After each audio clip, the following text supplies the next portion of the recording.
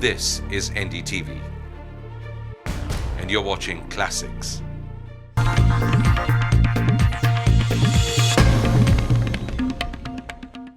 Tabu, welcome to Walk the Talk. Thank you. You've been described as the thinking man's dream date, so I'm very privileged to have you on the show. You're a thinking man. You are a dream date, all right. You will figure out what I am by the end of it, but I've already figured out. You've thought a lot about this interview. you are well. I have to measure my skills with somebody like you, who can move from the funny to the very serious so easily. Thank you so much. I think I've been asking people what is it that sets Tabu apart, and they all tell me it's just this ability to move from the very funny to the very serious. Tabu can make you cry in one movie for 2.5 hours, and then she can make you laugh for 2.5 hours. I wish I could make more people laugh. Now looking at it, I think I've made too many people cry and too many times. And my family at one point, they were getting really fed up of seeing these films where I'm only making them cry. So really, but it's great if it's great to know that one is able to bring some emotion to people, whether it's laughing or crying. But which are the roles that you enjoy more, the funny ones or the serious ones?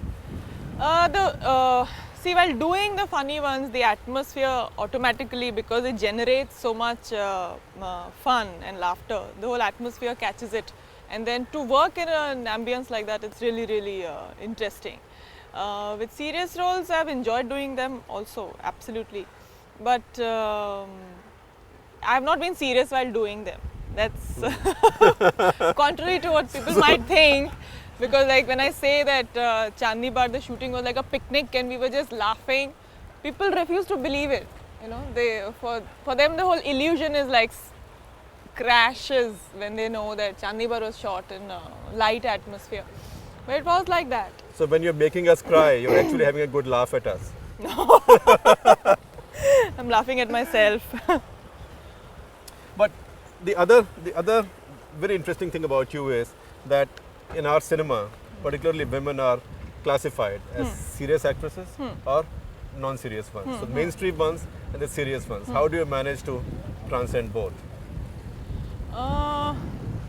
See, I've been very fortunate. I don't think it's any thing that I have done, but the fact that I've got all these roles, and they have fortunately been in all kinds of cinema, and more than that, all languages, and in every region.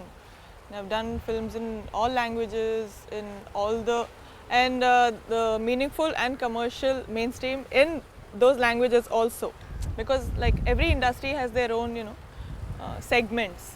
So, but for me, it's always been the same, because for me, acting is acting, whether I do it in X film, Y film. Z. That's a very taboo talent, again, to move from language to language. You've done Telugu, you've done Bengali, you've done Punjabi. Not Punjabi. BB number one. Almost Almost Punjabi. Punjabi. Well, I've done 5 films where I've played a Sikh woman. And people in Punjab refuse to believe that I'm not a Sikh. Yeah, because you look they get very upset. You look very Sikh. Yeah, they get very upset when I tell them I'm not a Sikh. So I'm happy being that. And Marathi also. Marathi, Telugu, Tamil, Kannada, Malayalam. So did you learn this, or have you just been born with it? This I talent? have a flair for languages, but also having said that, I think as actors, you don't have a choice when you go and when you're standing there in front of the camera, and you have to speak these Malayalam lines, which you're just saying some thing which is not making sense, and the whole unit, and you're the only non-Malayali. The first few days, it's really like breaking the ice, but then once you get used to it and you get into the flow, it's the same with all languages. I think we as actors are a little more blessed, because we have to do it, we do it. Like I speak fluent Telugu, but my mother and sister have also stayed there in Hyderabad. They've not picked up even a word of Telugu. I see. Yeah, and it's the same with Marathi. I picked up Marathi, they haven't. No, but when you say, I don't know about Bengalis and Marathis because I don't come from there, but I come from the Punjabi side of the country, and I find people find you a natural when you speak your Punjabi. Yeah, That's nice. I think I worked with Gulzar Saab in Machis at a very early stage in my career. So all those nuances and the way he spoke and our whole unit was, we had a lot of Punjabis. Because Punjabis say things in a peculiar way, and they Yeah. sometimes have fun asking others to say kyo, for ghee, and they never get it right. So to get that Kyo. right, say it again. Kyo. You get it right. See, you're naturally talented. Thank you. I think very Punjabi in your last janam. You remember a line from movie number 1? जब मैं पूछा पंजाबी से जवाब दोगे? That is only when David Dhawan is around. I Ah. can say these funny lines. I think for a moment he's around and tell me a line. I can't remember really. But there were moments in BV number 1 which were very funny and we all created it ourselves on the spot. Like what? Like that scene where she's being checked at the airport and she's refusing to get, the what do they call it? The detectors, metal frisking, detectors, yeah. And she's refusing to get that done. And she says that nobody can touch me except my husband, and that thing was quite funny. That's the introduction. So it was quite a in-the-face introduction, and it was funny all through. And Anil was a great help. And yeah, You my once- name was very nice, and I christened her Lovely. Lovely. Yeah. Can be Lovely, Pinky, any of those names. Yeah, but Honey. Lovely was very nice. Lovely was Lovely lovely. ji. Yeah. Very nice. So you won't tell me what you said in Punjabi when you were being frisked? come on, be a sport. Tell me. I can't. Those dialogues were all in Hindi. They were not in Punjabi. Say in Hindi. No. How did you say it? I can't. Really, I get very embarrassed. No, Sorry. say it. Don't worry. Ah. Tabu, next somebody will start saying somebody was dubbing for you in that one. Why? You don't remember your dialogue. I remember every dialogue of every film of mine, but I can't say it like this. Now let's move to the serious part of the cinema. Makbool. Even someone like me who is not an avid cinema watcher, it's a film that sits on your heart for a long time. Yeah. And you sort of transition from a mistress who's being taken for granted to a flirtatious manipulator to somebody who then is doing something very risky, knowing fully well that this will Right. go wrong. Right. How complex was it to handle that?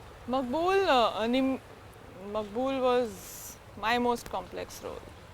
Very complicated to understand and put a finger on any one quality of Nimmi, the woman I played, because she was so many things, and yet she was so centered about what she wants, and she was so right, So you really wonder whether she's wrong or right, and then you feel that okay, there's no right or wrong.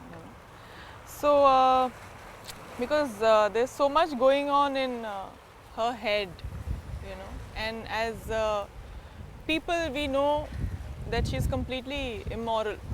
There's nothing morally right about what she's doing. She's manipulating also. Yeah, and yet there's so much reality to her. There was so much truth and so much honesty that you wonder that There's a if particular it's justified. There's a particular scene when she sees that she's being abandoned, she's being sacrificed, and she knows it. And just the expression on your face, it's so complex and it's so memorable. And you wonder, it's also intriguing, you wonder what's going on in her mind, what was going on in your mind. In my mind, the movie. character's mind. Yeah. I think, like you said, she's just helpless about her situation. She would want the situation to change in her favor. And that particular shot, I know Vishal had written in mind, it was from Makbool's perspective. And for that moment was his imagination and what she was going through lying on that bed, according to him. So it was more his trauma about what he felt for her. And it was, I remember Vishal told me that shot where she's looking in the camera, it was almost like she's looking at Makbool and, asking him to help She's like pleading. But there was also some fear. You know, like a game having gone wrong, like a move in a game having gone wrong. Regret. I don't think there was any regret. Only in the end. I see regret only in the end, and that too not because she thought that she was wrong, but she never, I guess, wanted to admit that she was wrong. But also there was this strange parallel in her thought process, you know, where somewhere she knew that she was betraying so many people. So I guess it's also And- very mad. And through the process, at least for some time, sort of enjoying doing it. I'm not sure whether she was enjoying it. Really. She was not I into- think that It was not a little power play that she was engaged She in. wanted to have power, but I don't think that when she really got the power, she could enjoy it. I don't think so she is this was the most complex role you've done? This, One of- Marches, Chandni Bar. one of the most. How do you rank complex. them? Marches was not complex. It was very, it was a very big thing for me to do because, a very important thing, and because I was also young and it was quite almost the beginning of my career, and I had to do this role, and that also in a film with Gulzar Saab. So that was quite intimidating. Who I for believe me. has been a very strong influence Yeah, on you. he's been a father figure. And so that was really, I was standing at a point where the transformation happened, you know, and just by working with people like these, I grew so much. You know, I saw that film. It was great cinema. Although I, you know, as a reporter, I had covered the phase of terrorism in Punjab, and I did not quite agree with the story. I thought the story was a little bit too fancy and a little bit too kind to the kind of people who were carrying out that movement in Punjab. Okay. Did you ever think like that, or you were completely divorced from the politics of the film? I am usually completely, also, I've never looked at my films being a vehicle of propaganda for anything.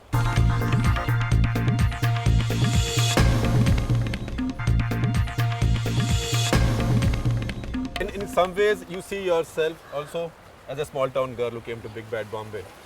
Bad, no, big, no. yeah. Tough Bombay. Yeah, tough Bombay, very, very tough. So tell me more about what happened when you came to Bombay. Uh, What were the surprises? I was actually very intimidated by everything that was happening around because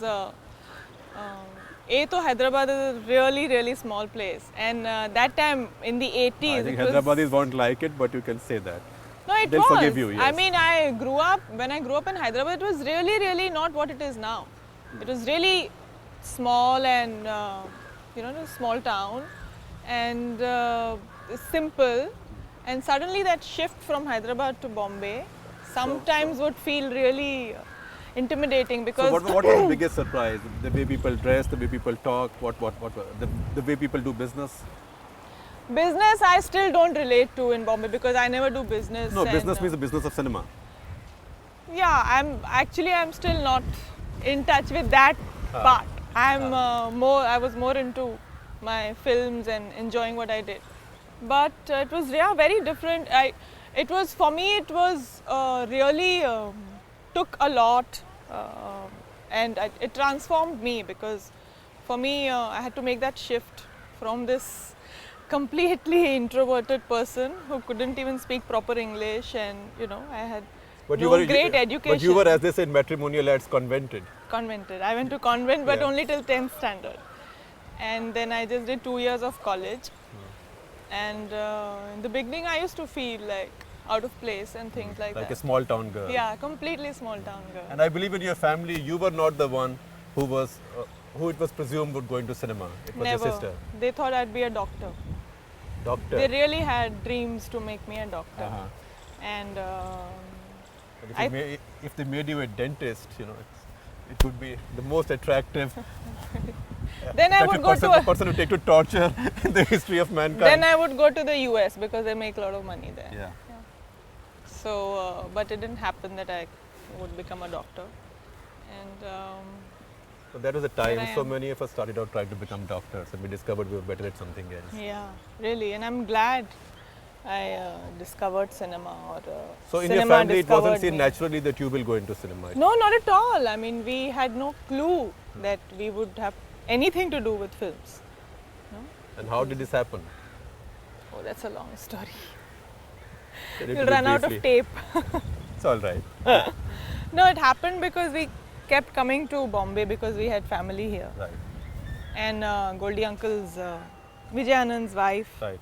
was a friend of my mother's, and then I was a kid and she saw me at a kid's party, and Dev Saab was doing this film where he needed someone to play his daughter. I was like 11 years old, and everybody said I should go ahead and do it. And of course, my principal really pulled me up, and my mother, that I was going in and out Bombay for shooting. And then there was no looking back. No, then I went back to school. I didn't want to do films. I went back to school, I came back.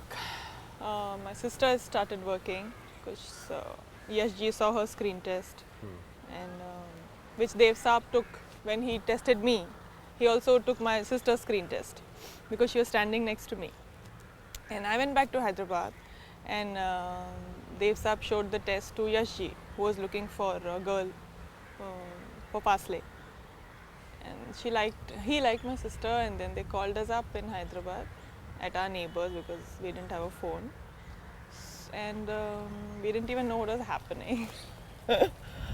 And so, but my sister started acting, and then I went back to school after Dev Saab's film. And then Was there sibling rivalry? No. You and your sister? No, not at all, because Never. I was too young. Huh. And she had already started working and was very successful doing these Hajar films and, being this glamour girl.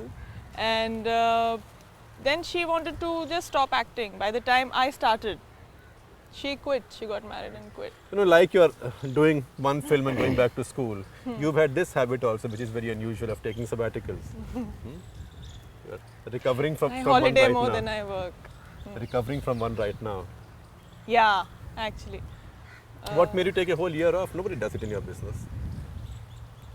In fact, people in 5 years don't admit they've aged by 1 year, and you take a year off.